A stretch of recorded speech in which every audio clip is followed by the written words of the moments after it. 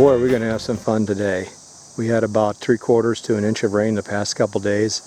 It's got the dike softened up real nice. You know, we used a landscape rake on this, and the soil is just perfect to seed now and get ready to plant. We have several hundred pounds of different seed. I've got a shade mix and a full sun mix, as well as a triple 13 fertilizer that I like to use. There's the breakdown of the triple 13 that I like to use: nitrogen, phosphate, potash, and sulfur. I have good luck with that. And I'm real excited to take the soil pulverizer out. This is what I bought this for, is to do the final grading for this and get my seed set. So I'm excited to try this out. So let's get started. Let me bring you up to speed on what I did. When we originally reclaimed the pond, I put a horizontal exit pipe there, but I wanted the water to go up a little bit.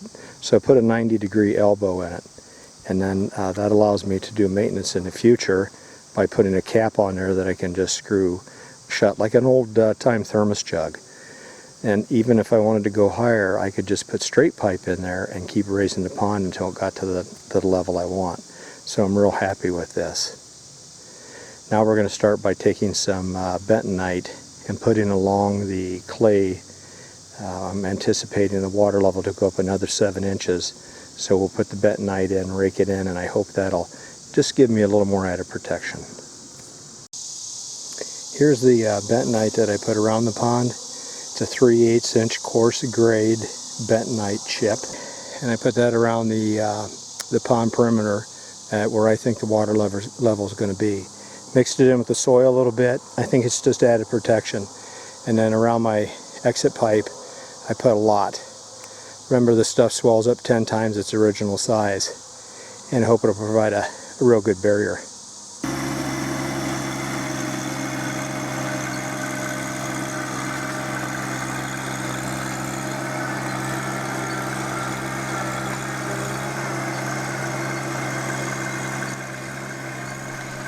A 30% bank on that pond, that's too much for me to do a cross slope and drive my tractor across that sideways.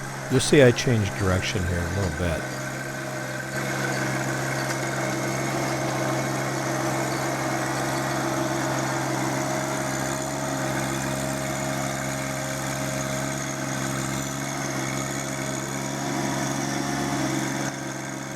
Remember that rubber membrane that I found a while back?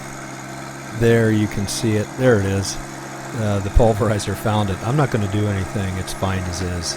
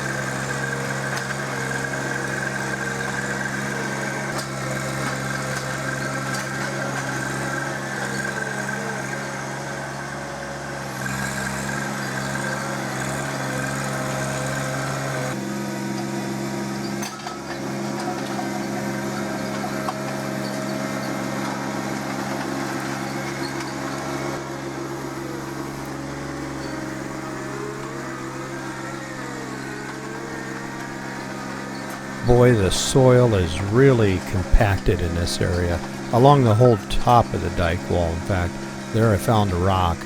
Next year I'm going to invest in a aerator and aerate the top of this dike and really get those roots to go deeper and become a much healthier lawn.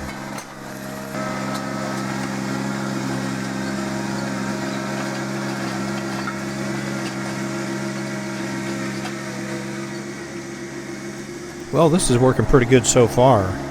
Now it's time to turn and go down that 30% grade and drive backwards and forward. It's kind of monotonous, but it worked very well and safe. You may notice that I lift the pulverizer as I get near the top of the dike, That's to keep the scarifiers from digging into that bank. I want a level top part, but I wanted a gradual slope so I could mow it with the 758, and that seemed to work well for me.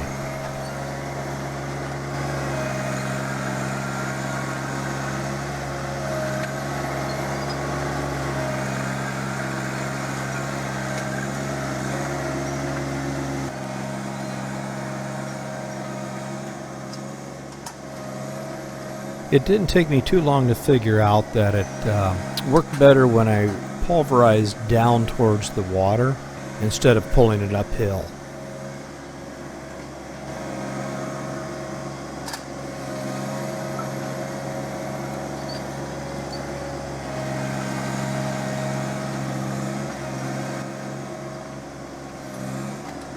While I was making this video, I questioned myself on why I didn't buy the 2-roller pulverizer.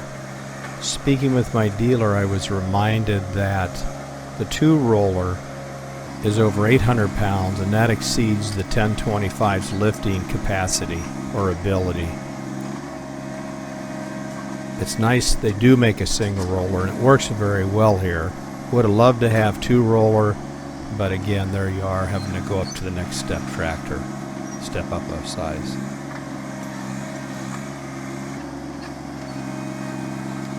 I talk a lot about the slope of the bank here at the pond, but the 758, I am, with the 4-wheel drive, I am able to cut that bank crossways. I do not have to go up and down like I am with the 1025. That 4-wheel drive on that tractor and that size, the center of gravity seems low. It works terrific.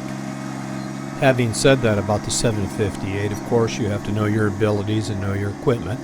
And that's why I don't take the 1025 on that slope. I'm just not comfortable with it. But the 758 I am. So just know your abilities and be careful.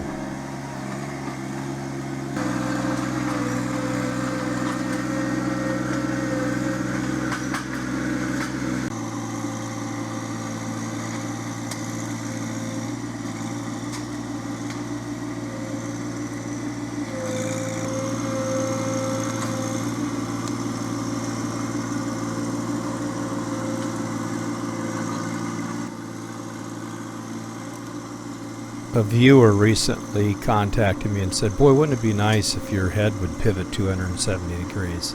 Boy, isn't that the truth.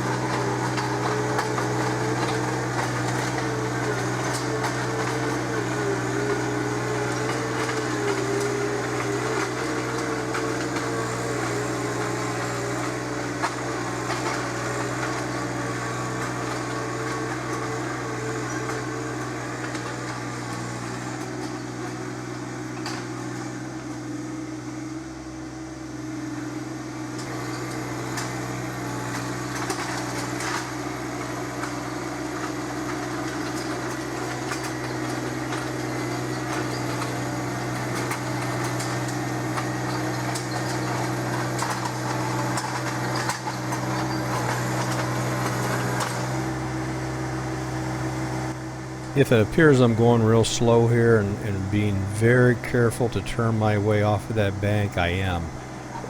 You get in that slope of that bank and I'm not comfortable with it. I'm just very aware of how fast that tractor could tip over.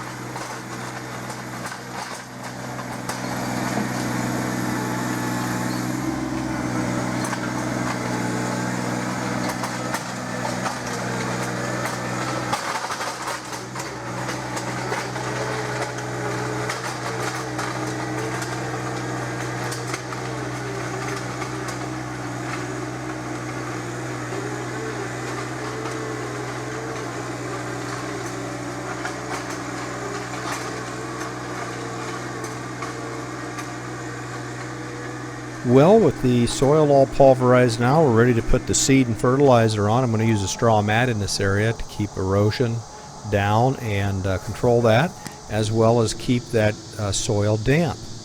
Now, in the next episode, we're going to move over to the right side.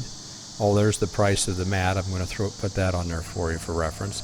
There's our next project. That's the south side of the bank. We're going to pulverize and seed that. But there was one more little small area that I wanted to get out of the way in this episode. It was a small area to the southwest of the pond. A couple of passes with the pulverizer, and it got the soil in great shape and ready for seed and fertilizer. Well, that's going to bring us to the end of this episode. I get a lot of interest on the soil pulverizer videos, so I'm going to break this into 2 episodes. The next episode will be on the south bank, and we'll get that out real soon. Thanks so much for watching. If you like my videos, give me a thumbs up or subscribe. I really appreciate it. We try to put out good quality videos about once a month. So that's it from Iowa for now. We'll see you next time from Today in Iowa.